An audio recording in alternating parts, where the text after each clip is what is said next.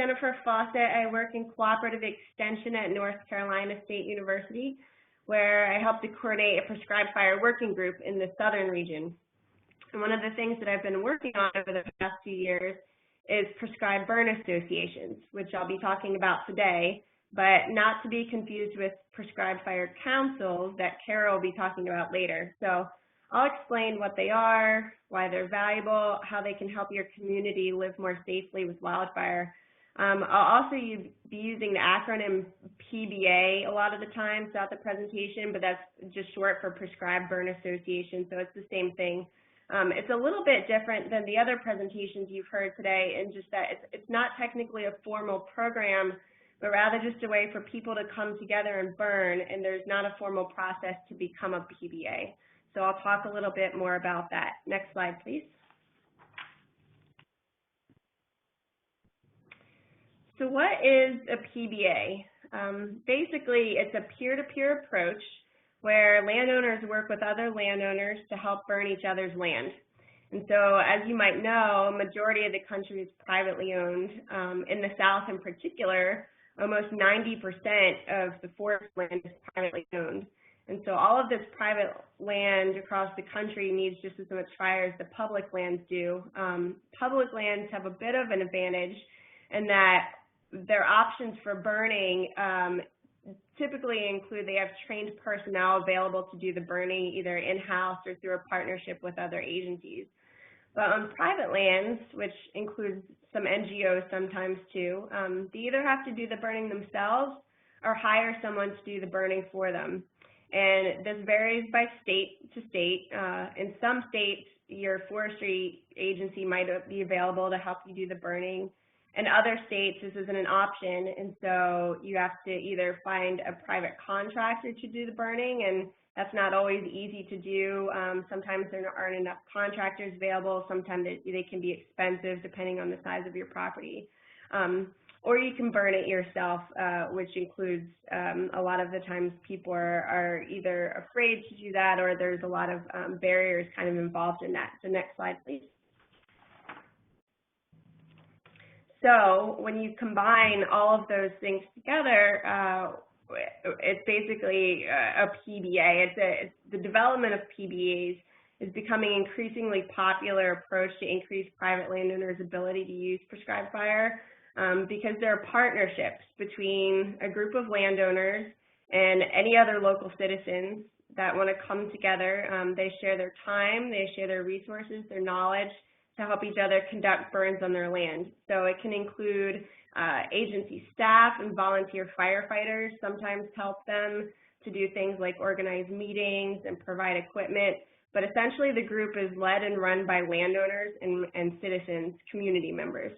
The PBAs provide landowners with a peer-to-peer mentorship, and they conduct field days to gain skills and confidence to conduct their own burns, and therefore increase the volume of prescribed burning on the land. They've been extremely effective in increasing the amount of burning being done. Next slide, please.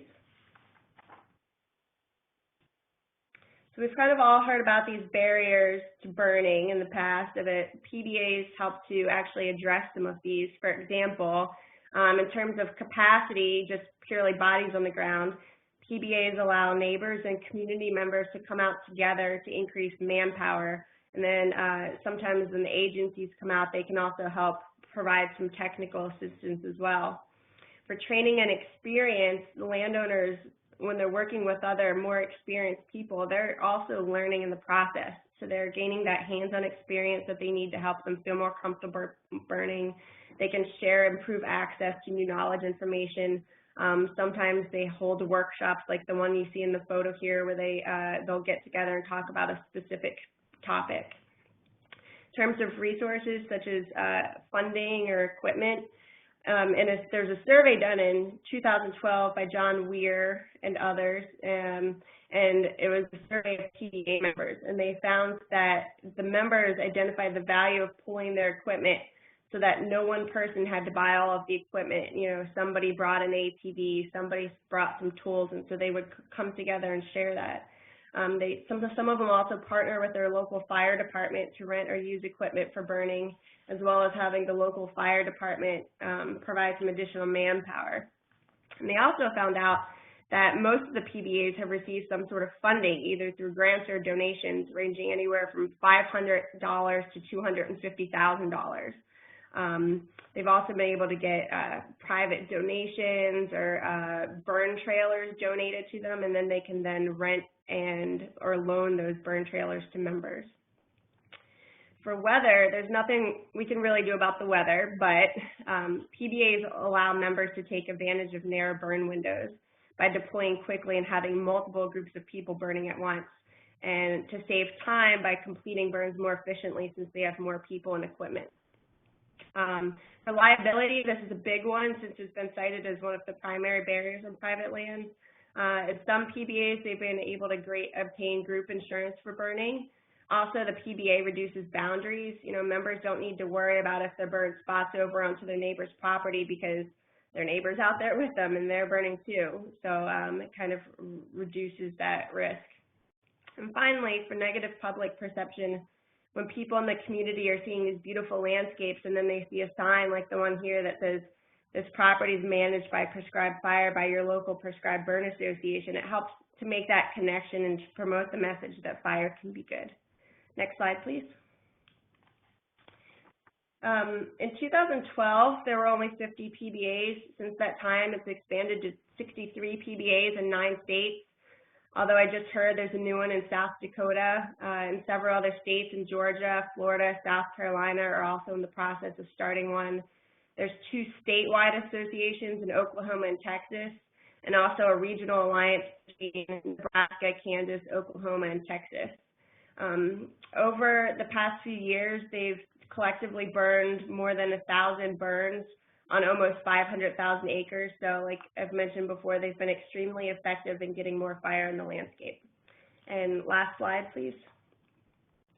If anybody's interested in learning more, or maybe even considering starting one in your area, there's a few resources available for you. First is a fact sheet on the value of forming a prescribed burn association that you can use for sharing. It's on the Southern Fire Exchange website, and I think Emily also has a link.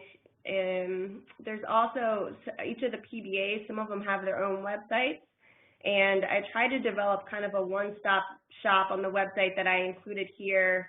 I think Emily just included a link for it, but you can go there to see different videos and articles. The PBA links are included there as well, lots of other resources. So finally, I should mention that if you're going to be at FAC Congress in November in Orlando, there's actually a special session on PBAs, and so that might also be a way to obtain more information if you'll be at that conference.